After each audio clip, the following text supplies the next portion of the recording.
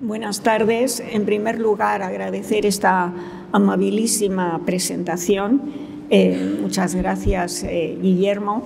Son muchísimos años ya en el ejercicio profesional y, bueno, pues creo que el problema sería no tener currículum, es decir, que es fruto del tiempo, básicamente. Quiero también aprovechar la oportunidad para agradecer públicamente al museo la invitación que me cursaron para que participara en el catálogo de esta exposición, Familia Sota, Arte y Coleccionismo, y también agradecer al personal del museo, conservadores, equipo de edición, fotografía, por toda su ayuda y colaboración en estos últimos meses. También es un honor que me hayan invitado a intervenir hoy aquí en esta ilustre tribuna. Así que muchas gracias. Con respecto al tema que nos ocupa hoy, lo primero que tengo que decir es que Ramón de la Sota fue uno de los pocos grandes empresarios del Bilbao de 1900 que invirtió en la construcción inmobiliaria. Fueron poquísimos los que lo hicieron y realmente los historiadores venimos insistiendo mucho en que la construcción de la ciudad, entendiendo como tal la ocupación del ensanche, la importante renovación arquitectónica que experimenta el casco viejo a finales del XIX y las primeras décadas del XX, en realidad corrió a cargo de las clases medias y medias altas, contratistas de obras, profesionales liberales, comerciantes, indianos, pero que realmente las grandes fortunas, digamos, ya digo, fueron muy pocos los que se sintieron atraídos por este sector. Saben ustedes que estaban inmersos en todo el proceso de la industrialización, la siderurgia, la banca, el ferrocarril, la minería, los seguros, y me temo que consideraron que esto de la construcción era un sector de corte tradicional y, digamos, menos atractivo económicamente. Lo cierto es que los pocos que invierten en la construcción, sin embargo, se significaron. El caso más significativo es el de la familia Chávarri. Tuvieron una relación muy particular con la arquitectura. Creo que estos 5 edificios de alguna manera lo corroboran, ¿no? Les llevó a construir realmente lo que nosotros llamamos caprichos arquitectónicos y en algún caso, como es el ejemplo de la Casa Barco de Algorta, obras ciertamente un tanto extravagantes. Contrataron de forma sistemática arquitectos extranjeros, es otra peculiaridad. De estos 5 edificios, únicamente el Palacio Artaza, obra magna de Manuel Smith, fue realizado por un arquitecto local.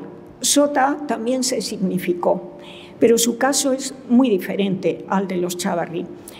Yo creo que en él prevaleció el cosmopolitismo, un hombre viajero que estaba constantemente desplazándose a Inglaterra, Francia, sus estancias en Bilbao, junto a una persona, tuvo que ser una persona observadora con la arquitectura y que se sintió de alguna manera atraído, sintió curiosidad por la arquitectura.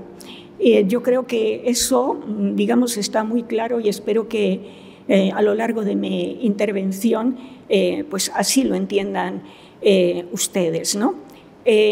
Prevalece mucho el fenómeno inglés en su caso. De hecho, siempre se ha considerado Ramón de la Sota como una de las figuras emblemáticas de la llamada anglomanía de Bilbao, ¿no? Esas relaciones comerciales tan estrechas pues acabaron influyendo en costumbres sociales, en la forma de vestir, en la práctica de determinados deportes, la aparición de determinado tipo de clubes y, ya digo, costumbres y clarísimamente en la arquitectura, ¿no? Tenemos en Vizcaya la incidencia de los modelos de la arquitectura victoriana, pues fue muy importante. A mayores, en 1921, Ramón de la Sota, como saben, fue condecorado por el rey Jorge V como caballero del Imperio Británico por su colaboración, su ayuda al almirantazgo inglés durante la Primera Guerra Mundial. Durante el conflicto, claro, la neutralidad española de alguna manera favoreció que aquí había género que los países que estaban inmersos en el conflicto no tenían, y Sota aportaba materiales y puso a disposición de la Armada Británica en muchas ocasiones parte de su flota, y parte de los barcos también fueron hundidos por submarinos alemanes. Esa es una parte, una impronta importante del corpus que él pone en marcha, y otra parte de sus edificios, muy claramente el Palacio Ibaigane, están relacionados con la ideología nacionalista, ¿no? Como un gran exponente del nacionalismo vasco, siempre lo ha sido Ramón de la Sota, y la arquitectura regionalista vasca se desarrolla en paralelo al nacionalismo político, ¿no? Se caracteriza básicamente por inspirarse en los modelos pues de la arquitectura de nuestra zona, tanto populares, como es el caso del caserío, como de los palacios y las casas torres vascas de la edad moderna. Aparte de poner en marcha obras de nueva planta, también tengo que decir que Sota compró muchos edificios ya construidos. Algunos todavía hoy se asocian a su nombre, aunque él no fue realmente el promotor. Es el caso de esas magníficas casas de Alameda Mazarredo 17, 19 y 21, que se las conoce como casas de Sota, cuando en realidad fue una promoción de Echevarrieta y Larrínaga, diseñada por Achúcarro, y que supongo que con el tiempo Sota les compró los edificios. A la hora de poner en marcha sus proyectos arquitectónicos, Sota contó con la colaboración de 3 arquitectos vizcaínos. El primero, Gregorio de Ibarreche, tenían prácticamente la misma edad, fueron amigos, muy amigos, tuvieron una relación muy estrecha desde su juventud. Compartían ideología política, el nacionalismo. Tengan en cuenta que Gregorio de Ibarreche fue el primer alcalde nacionalista de Bilbao en el bienio 1907-1909, ¿no? Y en este sentido, nada más acabar Ibarreche la carrera de arquitectura en Barcelona en 1893, unos meses, solo pasan unos meses, Sota ya le encarga su primer proyecto. Y posteriormente también contó con los servicios de Manuel María de Smith y de Ricardo de Bastida, como saben, figuras emblemáticas de la arquitectura vasca del siglo XX. Pero, por lo que sabemos a día de hoy, también contó con arquitectos británicos. Tenemos noticias de que contrató a 3 técnicos británicos, William Chatterton y Edwin Couch, que compartían estudio, estaban asociados en la firma Chatterton y Couch, y Frederick Lindus Forge. Esto de la contratación de arquitectos británicos tenía un problema en la época. La normativa prohibía que los arquitectos extranjeros proyectaran edificios en nuestro país, lo cual llevó a que, para solventar ese impedimento legal, pues unas veces fue Gregorio de Ibarreche, otras veces fue Manuel María de Smith los que se prestaron a hacer de testaferros y firmar los planos de los colegas británicos para que pasaran por las oficinas técnicas municipales y fueran aprobados. También señalar que contó en muchos de sus edificios con contratistas de obras de primera calidad, especialmente la figura de Patricio Bilbao. Patricio Bilbao fue un contratista de obras mítico en el Bilbao del primer tercio, los primeros 40 años del siglo XX, un gran profesional, y bueno, pues parte de los méritos que tienen algunos de sus edificios, yo creo que una firma de esta categoría ejecutando la obra pues también influyó, ¿no? Joaquín Gárate también era nacionalista. Patricio Bilbao fue concejal nacionalista del Ayuntamiento de Bilbao, o sea, también compartían ideología con Sota, y Joaquín Gárate fue promotor de varios edificios que él proyectó, que él puso en marcha en Guecho. Como les he dicho, algunos edificios Sota los compró construidos. Es el caso de Villa María, el chalecito que todavía subsiste en la calle Ibáñez de Bilbao, que inicialmente fue proyectado en 1879 por Achúcarro para José María Urtubay y Guillermo Maguregui. Eran cuñados y el primero era hijo de Simón Urtubay, el mítico y legendario comerciante de bacalao del Casco Viejo. Era una familia que tenía intereses en muchos sectores y, bueno, incluida la construcción.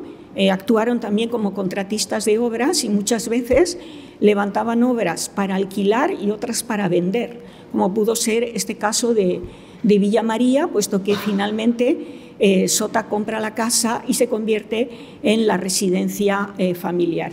Este es el diseño primigenio. La obra, a lo largo del proceso constructivo, sufrió muchas modificaciones, algo que hoy llama la atención, pero que en aquella época era muy habitual. Es una obra de gusto afrancesado, muy en la línea de Severino de Achúcarro. El diseño de la cubierta, con estructura amansardada, es definitivo, y luego, bueno, pues este tipo de bandas almohadilladas también son muy características de esas corrientes. Aquí la tienen como está hoy. Sufrió muchísimas reformas a partir de 1900 y ha llegado, pues, en ese sentido, el exterior muy modificado. En origen, estos huecos eran óculos, eran circulares, que es también un rasgo representativo de esa corriente de la tradición Beaux-Arts francesa. Posteriormente se rasgaron para conseguir más iluminación en el interior. Y aquí tienen el interior del hall. El espacio de Villa María está articulado en torno a este importante hall de planta rectangular que enlaza la entrada principal, el vestíbulo, y al fondo, como ven, está la escalera de comunicación vertical del edificio. Está rodeado perimetralmente de estas galerías voladas que reparten el paso a las distintas estancias de los pisos primero y segundo, y está techado por una claraboya que tiene una importantísima vidriera. Esta vidriera de Villa María es a día de hoy el ejemplo más antiguo, sería el primer ejemplo de la incidencia del japonismo en la decoración de interiores de la arquitectura de Bilbao. Hay muestras muy interesantes e importantes de japonismo en el Palacio Chávarri de la Plaza Moyúa, pero son casi 10 años posteriores a este vitral. Aquí en el detalle quizá aprecien mejor la simplificación, el esquematismo y la planitud con la que están representados todos estos hojas, ramas y motivos vegetales. Es muy característico de la corriente japonista, y también el ascetismo cromático, ¿no? Está realizado todo en gama de magentas, ¿no? con varios matices, pero sin prácticamente más color.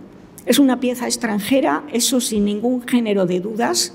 En nuestro país no había buenas empresas de vidrieras hasta muy finales del siglo XIX, y bueno, seguramente es una pieza francesa. Achúcarro encargó muchísimas vidrieras, que hay ejemplos en Bilbao, a los talleres de Dagrán de Burdeos, pero en esta no consta sello ninguno. Y realmente, por lo que, digamos, la bibliografía nos ofrece hoy, yo me siento incapaz de poder afirmar que esta vidriera salió de los talleres de Burdeos. Desde luego es una pieza extranjera, quizá pues dentro de un tiempo con más, más estudios, más obras conocidas de este taller se pueda vincular a Dagrán. Hoy día, desde luego, no.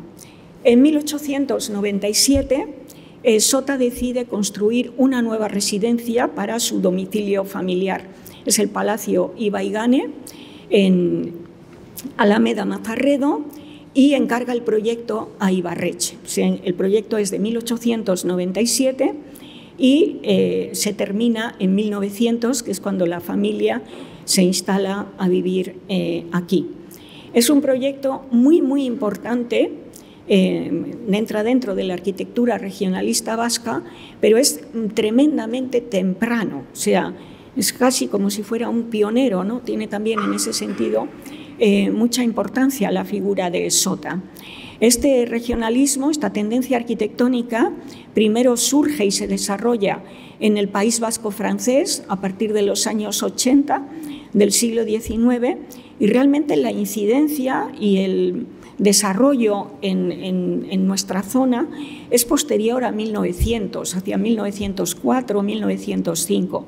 Por eso es una fecha muy temprana, esta para nuestro caso, 1897. Yo creo que Sota vio este tipo de construcciones pues, al sur de Francia y quiso una residencia con estas características, y creo que Ibarretxe manejó un muestrario de obras ya construidas, de fotografías, dibujos, y a partir de ahí elaboró este proyecto.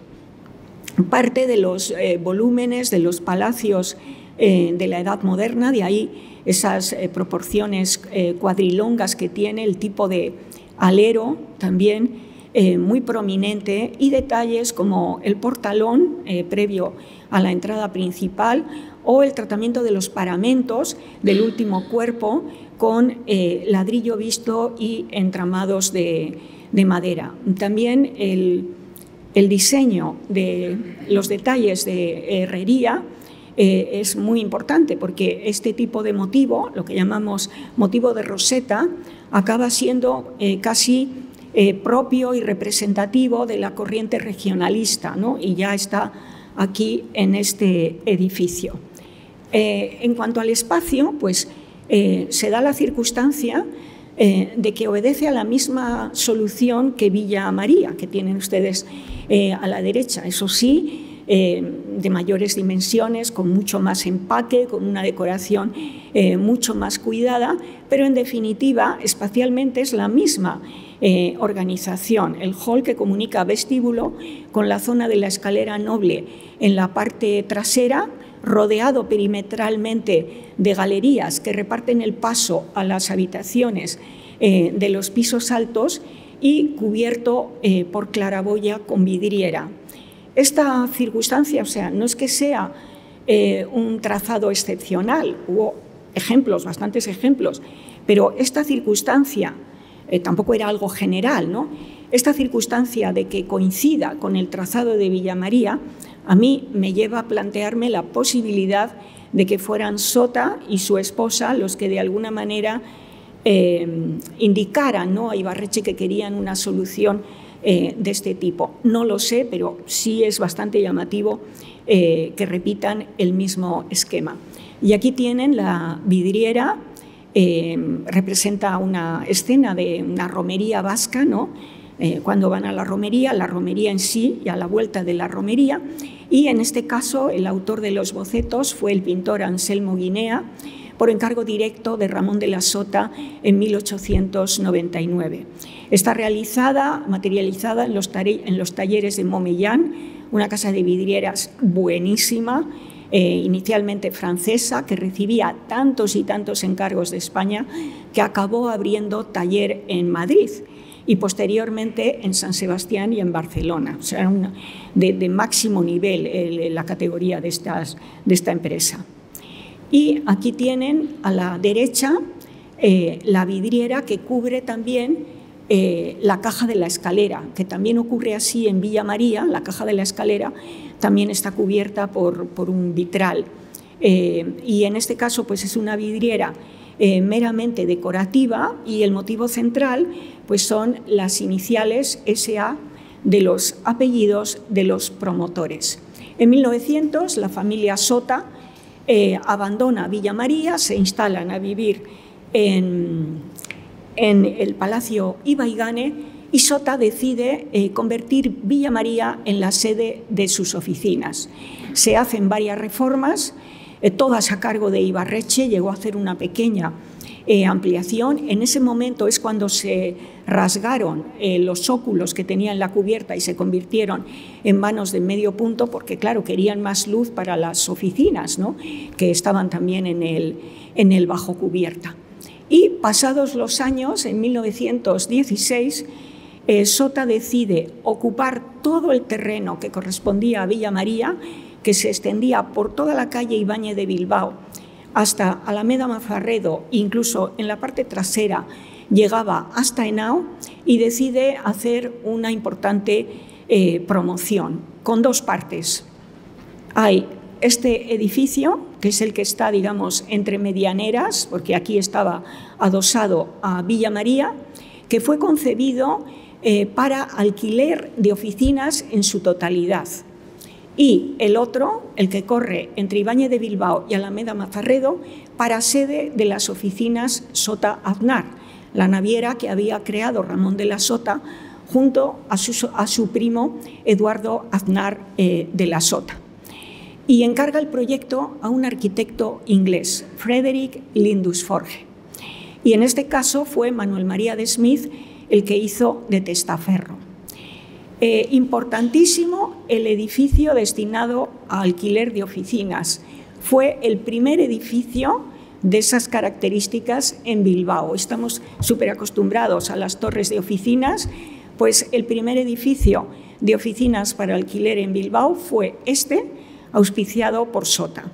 Yo creo que él había visto edificios de este tipo en Londres y que dentro del boom de la economía de Bilbao, él debió de pensar que esto era un buen negocio para Bilbao, que tendría tirón, ¿no?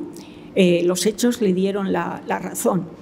Y yo creo que, como no había precedentes en Bilbao, él pensó que en Bilbao no se lo iban a saber hacer bien, y por eso encargó este proyecto a un arquitecto inglés.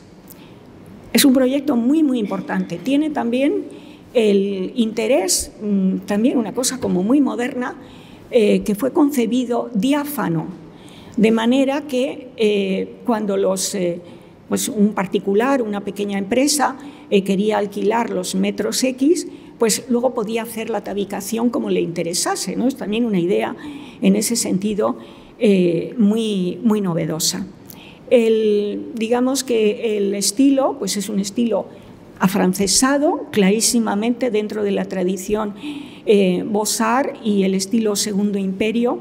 El tipo de cubierta lo define clarísimamente, la presencia, la incorporación de chapiteles, uno en cada edificio, y luego pues todo el repertorio, de nuevo con las bandas estas de despiece almohadillado, la presencia del orden gigante de pilastras abarcando 2 pisos, que esto luego en Bilbao se va a repetir hasta la saciedad, los óculos, ¿no?, que son también muy característicos del estilo, como les he dicho.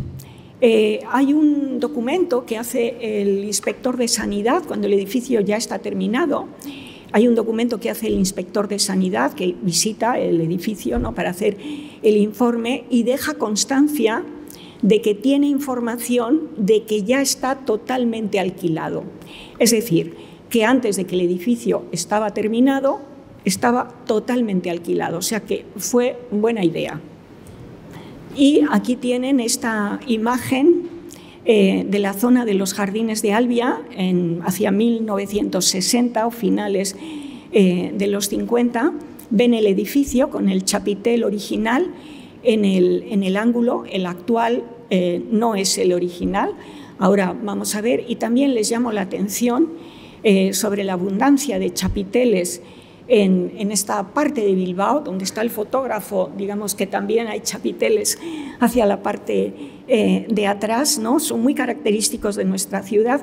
Y luego abundaré en esta cuestión cuando haga referencia al edificio magnífico que Sota erigió en la Gran Vía de Bilbao. Como les he dicho, bueno, a principios de los años 80, el chapitel original fue desmontado porque, bueno, tenía problemas y decidieron desmochar el edificio, vamos a decir.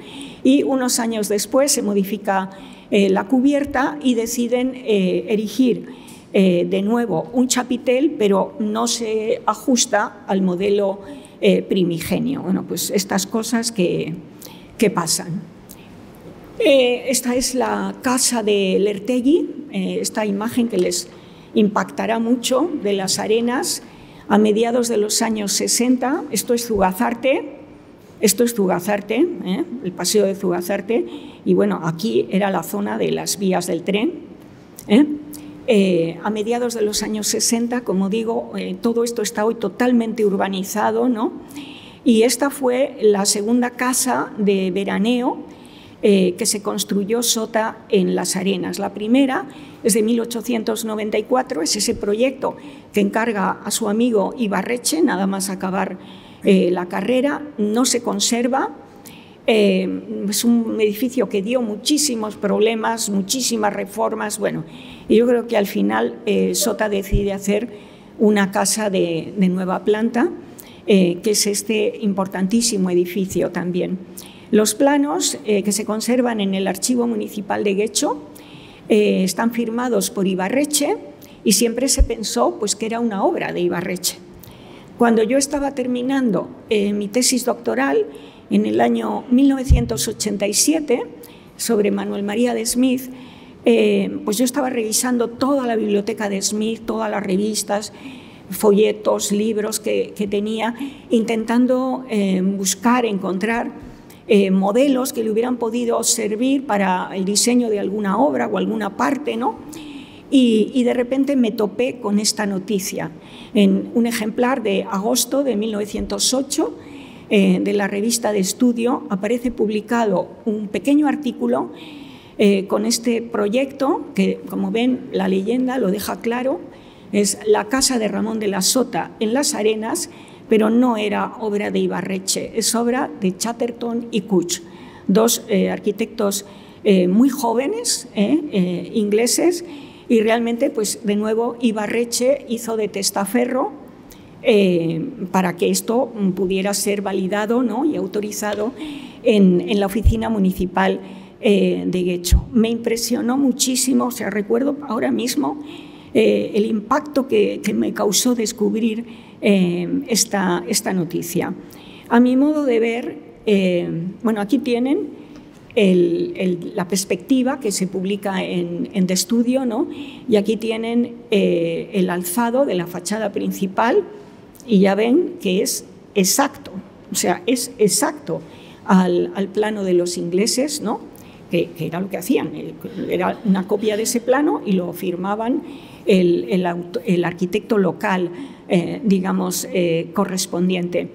Yo creo que en este momento Sota, bueno, claro, en Inglaterra durante la segunda mitad del siglo XIX y las primeras décadas del XX, la vivienda, especialmente la vivienda unifamiliar, sufrió una revolución. O sea, fue algo tremendo, incluso a nivel de revistas especializadas. Bueno, fue un boom, ¿no? Luego acabó influyendo en prácticamente todo el orbe mundial estos modelos de vivienda, en gran parte por la propia expansión, ¿no? Y características del Imperio británico, e influyó muchísimo también en Vizcaya.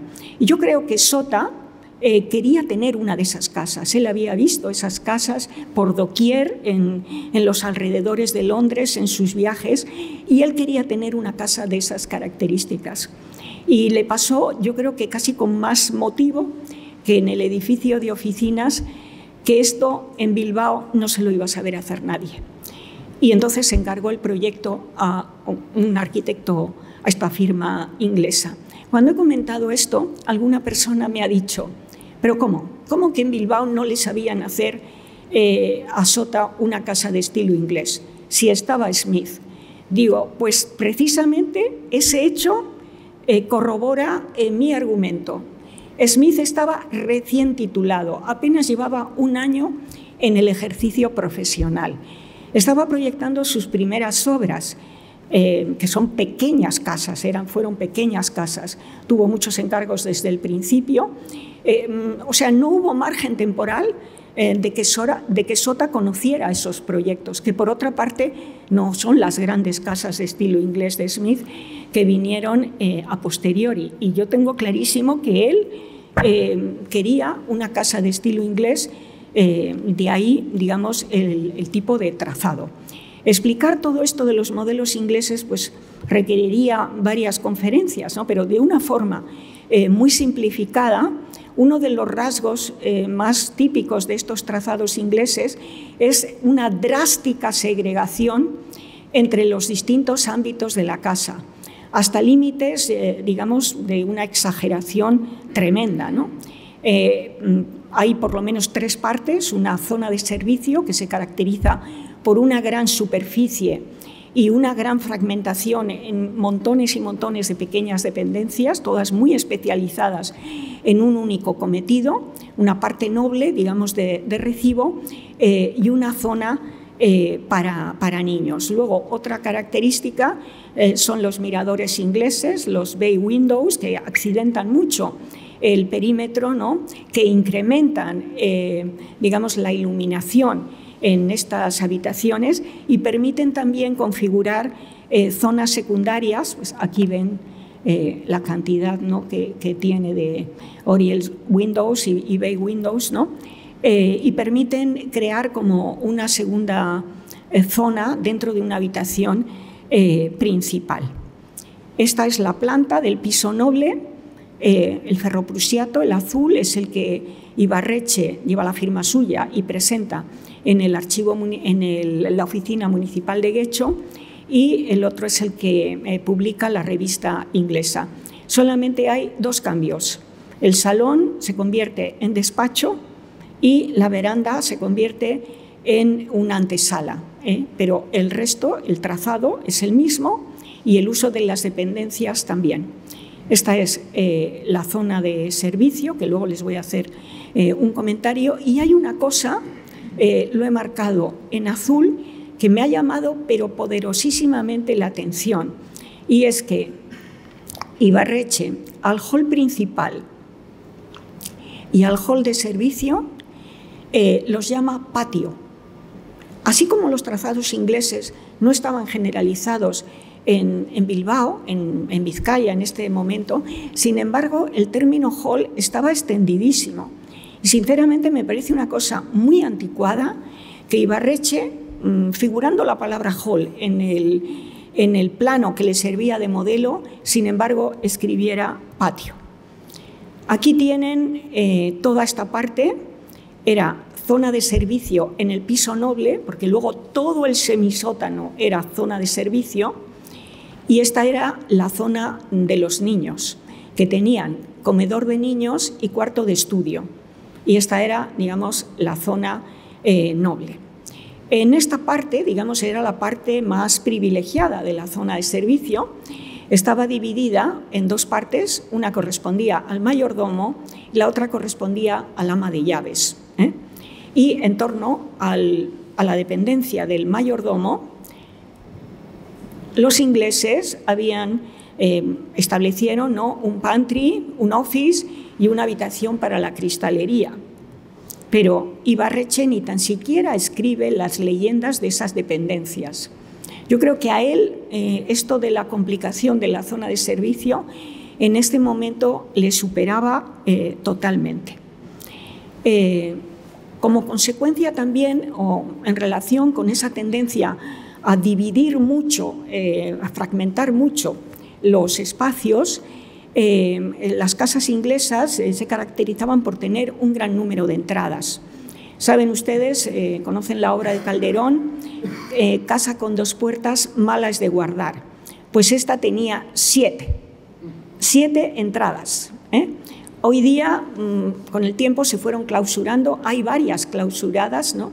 Pero en origen tenía 7.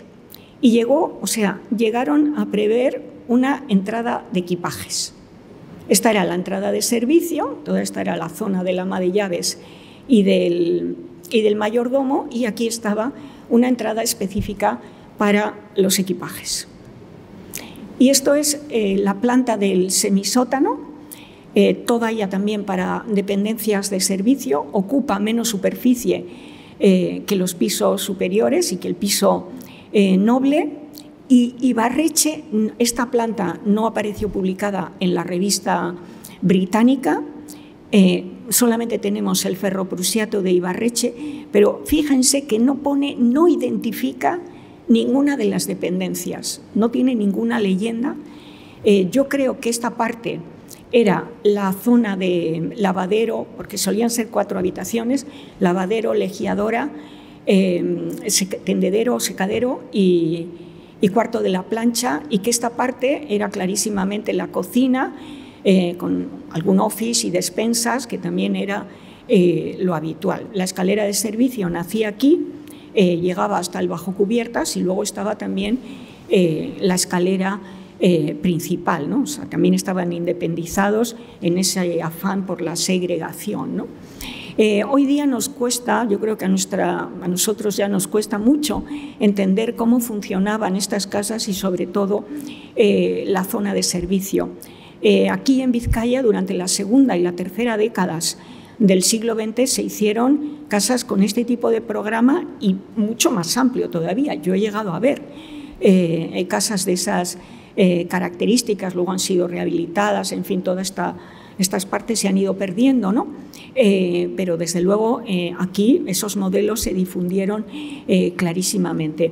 Y para entenderlo, siempre la literatura y el cine nos ilustran muy bien. Yo creo que esta película, basada en lo que queda del día, basada en la novela homónima de Ishiguro, que años después fue laureado con el Nobel, bueno, pues tiene la particularidad de que los protagonistas son la servidumbre, ¿no? Y los secundarios son los señores de la casa, y permite comprender perfectamente esa complicación, es una cosa obsesiva, exagerada, en cuanto al funcionamiento del servicio y ese programa tan complicado que había una dependencia para guardar la cubertería, una dependencia para guardar la plata, o sea, todo separado en compartimentos estancos, y la propia rigidez del organigrama del servicio, ¿no?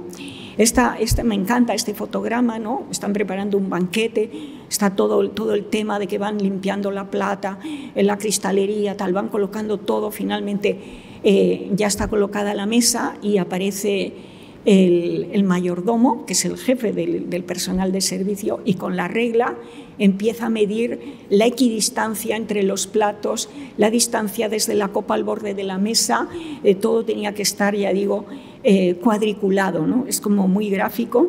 Y esto es el hall de criados, que hacía las veces también de comedor, y también se ve claramente la segregación, ¿no? Y cómo se van escalonando en función del cargo que tienen dentro de la servidumbre. Y por supuesto, Anthony Hopkins, que es el mayordomo, ¿no? Es el que preside la mesa. Las actuaciones son soberbias, la decoración de interiores impresionante, y bueno, recibieron el Oscar los dos, Emma Thompson y Anthony Hopkins, los dos protagonistas, pero yo siempre digo que los protagonistas son 3 y que el tercero es la casa.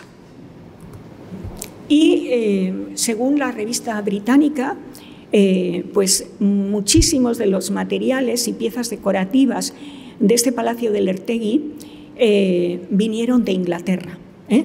En sus barcos, pues él aprovechaba, y gran parte de los materiales vinieron de Inglaterra, incluidos los empanelados de madera que forran todavía hoy las dependencias del piso noble, ¿no? Todo el salón, el despacho, todo esto lo conserva.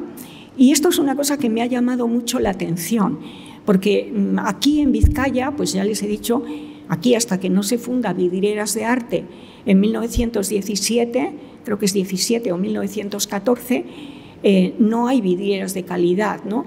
Pero sin embargo, ebanistería, había ebanistas magníficos en los últimos años del siglo XIX capaces de hacer este tipo de labores, incluso mucho más detalladas, ¿no? Sin embargo, Sota optó por traer los empanelados de Inglaterra. Esta es también otra pieza inglesa, esta chimenea del antiguo comedor principal, que tiene detalles modernistas, tanto en la chapa de cobre, con estos estilizados motivos florales, como en la decoración cerámica. Aquí ven estos vástagos sinuosos, muy esquemáticos, ¿no? Y un poco con esa cadencia ondulante típica del modernismo. O estos azulejos del cuarto de baño del piso principal, que se conserva también tal cual fue diseñado, ¿no? Miren qué delicadeza, o sea, es un material finísimo y el diseño pues es realmente cuidadísimo. Se conserva magníficamente. Este es el cuarto de baño y los cuartos de baño, y aquí se da los cuartos de baño según esos modelos de la arquitectura victoriana, ¿no? En cuanto a las casas, se caracterizaban porque siempre la zona del inodoro estaba en compartimento independiente, es decir, entrabas al cuarto de baño, estaba el lavabo, la bañera, la ducha y demás, pero el inodoro estaba ahí dentro, pero aislado, con su tabique y su puerta, ¿no? Y en esta casa, en Lertegui, en este cuarto de baño entras y hay dos inodoros en compartimentos independientes dentro del propio cuarto de baño, y así se conserva. Y este tímpano con las iniciales, como en el Palacio Ibaigane, lo han visto en la vidriera de la claraboya de la escalera, pues aquí en Lertegui aparecen también las iniciales SA de los apellidos de los promotores en el tímpano de esta puerta, que es este vestíbulo, ¿no? Que da paso al despacho y al hall, ¿no? Y aparece la fecha de 1908, que es la de la conclusión de las obras. Este es el aspecto que tenía la casa a mediados de los años 60. Las tejas también vinieron de Inglaterra y, según consta en la revista británica, fueron hechas a mano. Y las actuales, se ha renovado toda la cubierta, pero las actuales Sener las trajo también de Inglaterra. O sea, tengo que decir esto porque me pareció digno de encomio, ¿no? ese detalle. Y este es el exterior, que también es un exterior muy llamativo. En la arquitectura victoriana, en estos modelos de vivienda, había dos corrientes durante la segunda mitad del siglo XIX, una muy historiada, que era el Reina Ana, y otra inspirada en modelos populares, el Old English. Y muy a finales del siglo XIX, un arquitecto joven, Boissy, inicia una especie de revolución en estos modelos de la vivienda hacia un tipo de arquitectura exteriormente, por lo menos, más vanguardista, más moderna, no tan historiada. Y clarísimamente Chatterton y Couch siguen la estela de Boissy, una corriente pues que llevaba 8 o 9 años en vigor, ¿no? Cuando se diseña este edificio. Se caracteriza principalmente pues, por la ausencia de elementos historicistas en la decoración o reducidos al mínimo, digamos, paramentos revocados, a veces se incorpora, o paramentos de ladrillo visto o con las propias tejas en los tímpanos de los hastiales, y esta solución de hastiales triangulares es muy característico de este estilo, ¿no?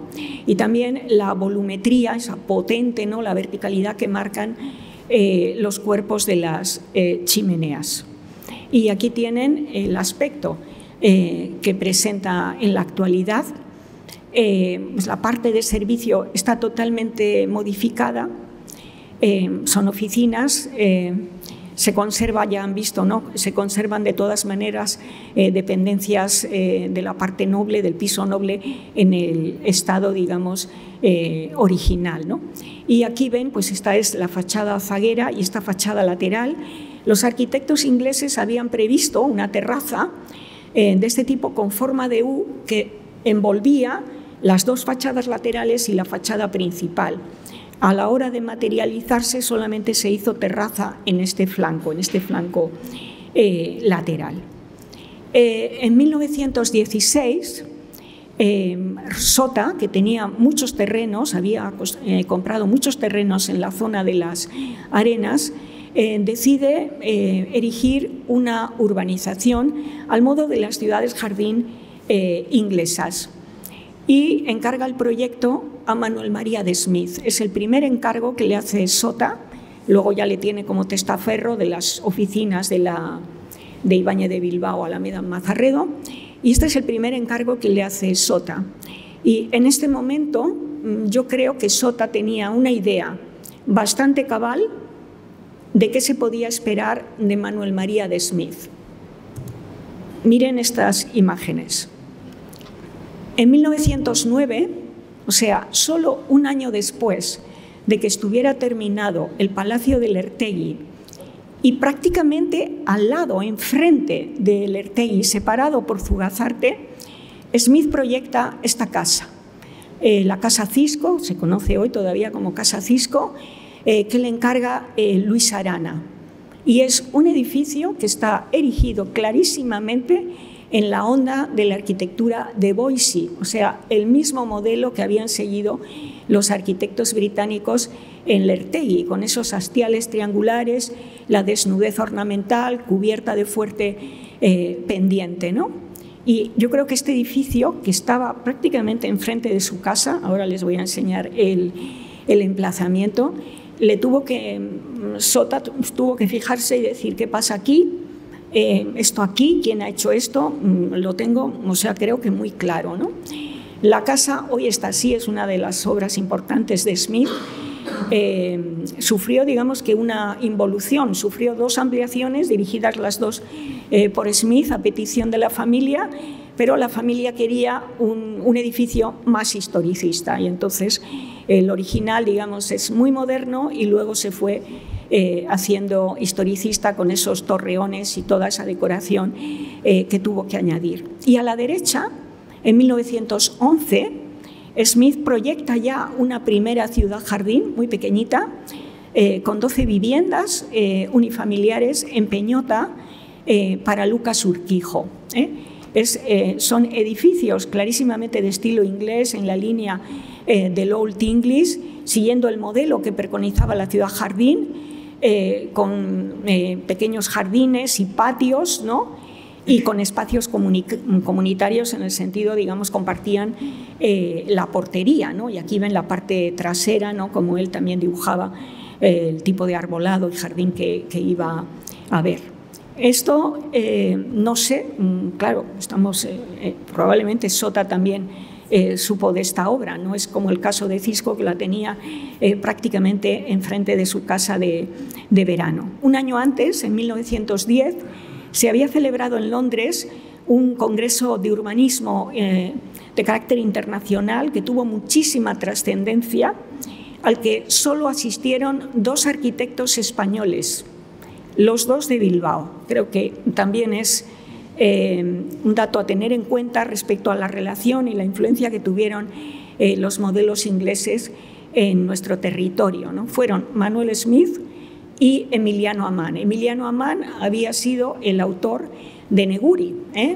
Su padre fue uno de los promotores y, digamos, el trazado de la urbanización en buena medida corrió a cargo de Amán. O sea que es normal que Emiliano Amán quisiera asistir a este congreso y Smith asistió, y unos meses después se debatió todo el tema de la ciudad-jardín. Hace esta propuesta en 1911 y, como les digo, en 1916 Sota le encarga esta urbanización en Ondategui. Esto es Lertegui, pues esa casa de Cisco está aquí, separados por Zugazarte, por lo que les digo que Sota la tuvo que conocer muy bien y yo estoy segura que le llamó muchísimo la atención, solo un año después de que se terminara el Palacio de Lertegui. Como ven, esta era la parcela de Lertegui y, bueno, la casa de los Oriol, que se conserva, San José Ren, y entonces era en esta parcela inmensa, es la que decide hacer el proyecto de Ciudad Jardín, ¿no? Que encarga a Smith. Smith hizo varias propuestas, unas más reticuladas, o sea, como muy reticuladas, muy simples, y finalmente Sota se decanta por esta, con esta acentuada curva, ¿no? Que le da un aire como pintoresquista, que es muy propio de los modelos ingleses, y esta fue la que aceptó Sota. Hay una cosa muy llamativa que no sé desentrañar. Me surgen muchas preguntas, pero no he podido desentrañar esto. Y es que esta es la propuesta en el plano, pero a la hora de materializarla es que la curva fue en sentido contrario. Es como que le dieron la vuelta al proyecto y no sé a qué se debe. No hay información en el archivo municipal de Guecho de nada de esto. Esto se hizo como era un terreno privado y entonces todo el viario, las infraestructuras, todo corrió a cargo de Sota y prácticamente sin pedir permisos. Se piden permisos para edificar las casas, pero no para hacer la propia urbanización en sí. Las primeras casas fueron 4, se proyectan en 16 y 17, 1916, 1917, y se proyectan en la zona lindante con Fugazarte, claro, porque el resto estaba todavía sin urbanizar. 2 las hace Smith y 2 las hace Ibarretxe. Y manejaron los estilos ingleses y la arquitectura regionalista vasca. Se paraliza la construcción de chalés y entre 1917 y 1926 es cuando se materializa toda la parcelación, los deslindes entre las distintas parcelas, pues el viario, todo el tema del alcantarillado y demás. En 1924 todavía Sota encarga en una de estas parcelas, la dedican a garajes comunitarios y hace Smith el proyecto. Esta es una de las primeras casas, de esas 4 primeras casas, proyectada por Smith, y es a partir de 1926, entre el 26 y el 31, cuando se, coge auge la construcción de los chalecitos, ¿no? En ese momento tiene muchísima importancia Ricardo de Bastida, llegó a proyectar más de 10 chalés en esta urbanización de Ondategui. El que ven en el Ferroprusiato es obra suya y prácticamente todos de estilo regionalista vasco. Arquitectos más jóvenes como Segurola, Fontán y Tomás Bilbao proyectaron también algún chalet, pero 2 cada uno, no con esa abundancia de obra que tuvo Bastida.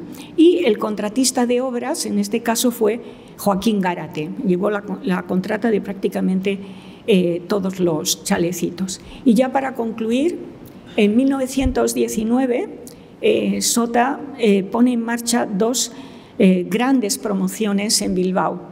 El edificio de la Plaza de Jado y esta maravilla de edificio de la Gran Vía, con esta fachada que ya ven, la fachada de la Gran Vía roza los 100 metros, ¿no? Les parece que no se acaba nunca, ¿no? Y es una maravilla, es una obra importantísima. El desembolso económico que hizo Sota para estas 2 construcciones, además de piedra de sillería, en el caso de este edificio de la Gran Vía, compró la manzana completa de terreno, ¿no? En un momento en que ya estaban muy cotizados los terrenos en este sector de la Gran Vía. El desembolso económico tuvo que ser tremendo. O sea, me gustaría dar con la información, pero creo que nos asustaríamos mucho al trasvasar las cantidades a lo que sería el presupuesto actual. 1919 es también un año importante porque la neutralidad durante la Primera Guerra Mundial reportó muchísimos beneficios a posteriori a la economía vasca. En muchos sitios empieza la crisis en torno al año 18, al año 20, pero aquí en Vizcaya hasta 1929, 1930 no se notó. Era una época de un furor, de un boom, y era fruto, pues eso, ¿no? de que habían conseguido seguir haciendo negocio precisamente por la neutralidad en la Primera Guerra Mundial. Eso quizá explique ese desembolso tremendo, ¿no? En estos 2 edificios. Los 2 estaban integrados por 3 casas de vecindad, 3 portales, vamos a decir, con 2 viviendas por rellano, viviendas que las más pequeñas tenían 600 metros cuadrados cada piso, llegaban hasta los 800, muchas de ellas, o sea, lo que diríamos hoy viviendas de alto standing. Y ambos edificios, el contratista de obras fue Patricio Bilbao, o sea que era un contratista con una trayectoria, con una experiencia, con personal. Yo creo que eso también influye en el resultado final de estos edificios. Ibarretxe hace el edificio de la Plaza de Jado y Manuel María de Smith se encarga del proyecto de la Gran Vía. El proyecto este es un edificio importantísimo. Su interés excede con creces el ámbito de Bilbao o el ámbito del territorio vizcaíno, y fueron muy pocos, pero poquísimos los arquitectos de su época que resolvieron con el talento y el acierto que lo hizo él una casa de vecindad de estas dimensiones dentro de la estética del regionalismo montañés. Es por la que se decanta él, no sé por qué motivo se decanta por el regionalismo montañés que había puesto en marcha Rucabado, que estaba afincado en Bilbao, pues 5 o 6 años antes, ¿no? Y bueno, esa corriente tuvo muchísima importancia, muchísimo desarrollo, y Smith hizo obra dentro de ese estilo, incluido este edificio. Como rasgos distintivos de esa corriente, lo más significativo, lo más para identificarlo, ¿no?, es este tipo de torres de planta cuadrilonga con cubierta a 4 vertientes y con galerías de vanos en el cuerpo superior, ¿no?, que ven aquí, incluso esta, aunque no sea propiamente cuadrilonga. También los pináculos y los rollos, estos que tienen esta escala gigantesca, es otro elemento a tener en cuenta. Los trabajos de herrería muy cuidados y que incorporan también los motivos de roseta que antes hemos visto en Ibaigane, los compartía la arquitectura regionalista vasca y la arquitectura del regionalismo montañés, y toda la molduración en recercos, claves y demás, muy cuidada. Y este tipo de galerías, estas galerías de vanos de medio punto, que seguro que a todos ustedes les han llamado la atención, ¿no?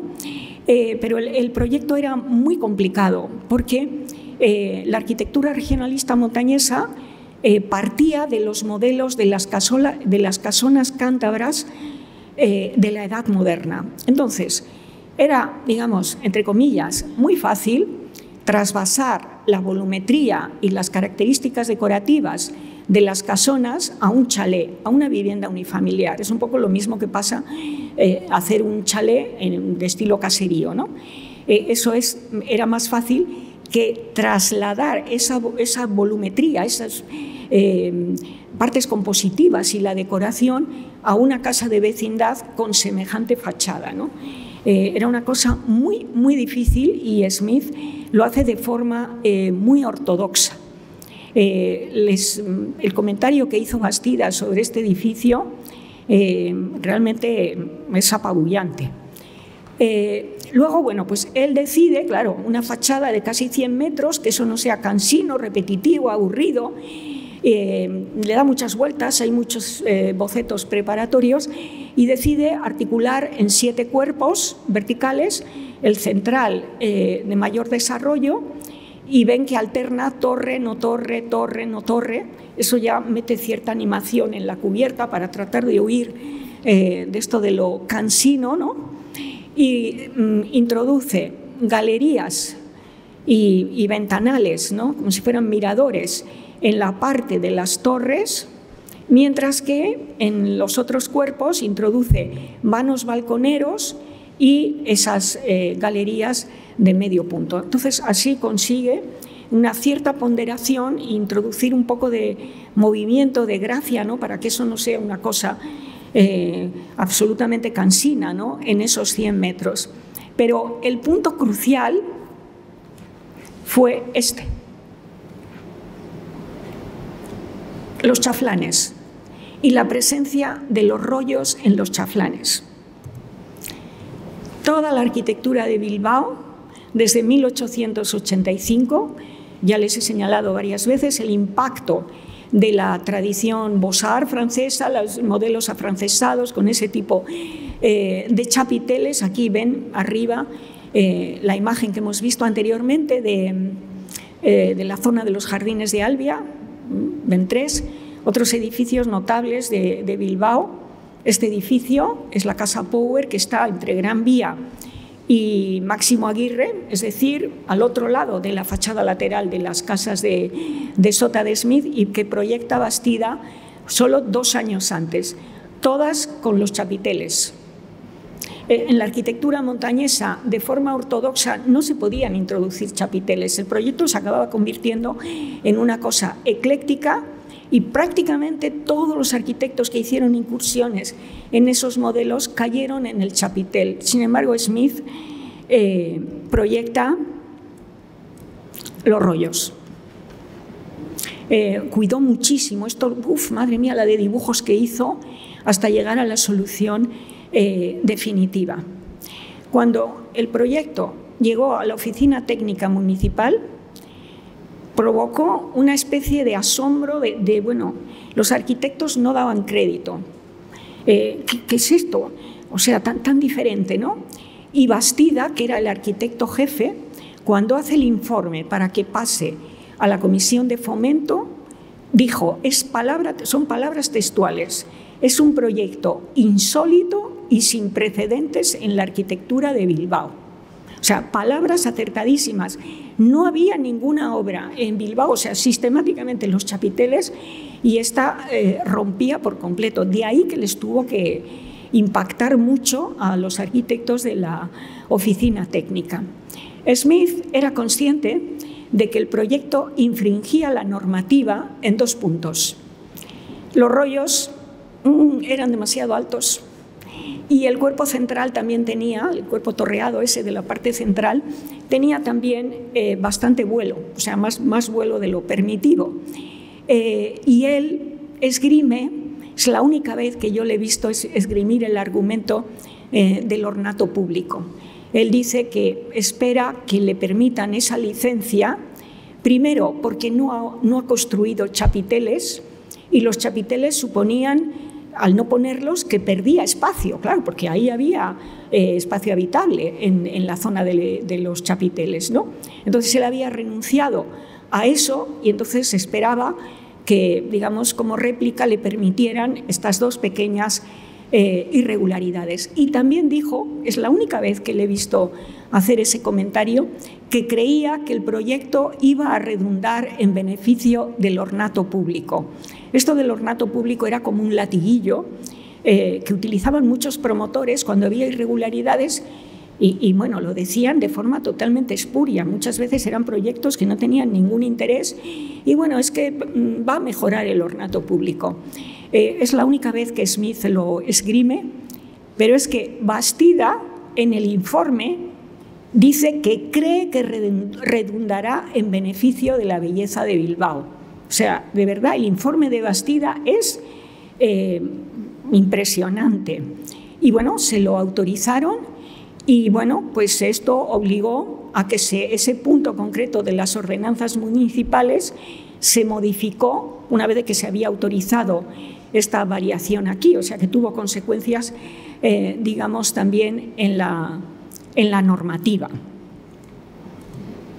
Este es uno de los dibujos preparatorios, ya tiene articulados los 7 cuerpos, pero esto todavía acabaría teniendo más anchura, no ha definido bien la zona de los miradores en los cuerpos de las torres, pero bueno, va en esa dirección. Y Bastida en el informe también dice que hay que tener en cuenta otra cosa, y es que le consta que la promoción va a tener una segunda fase y que se va a construir en la parte trasera del solar. Había comprado la manzana completa, Sota, y lo que tenían previsto es una segunda fase en la que se iban a construir otras 2 casas de vecindad en la parte zaguera. Y luego, pues esto realmente que era muy meritorio, ¿no? Dejaban toda esta parte como jardín, ¿no? Y eso, bueno, pues también le daba, digamos, una belleza, un encanto, unas posibilidades al complejo notables.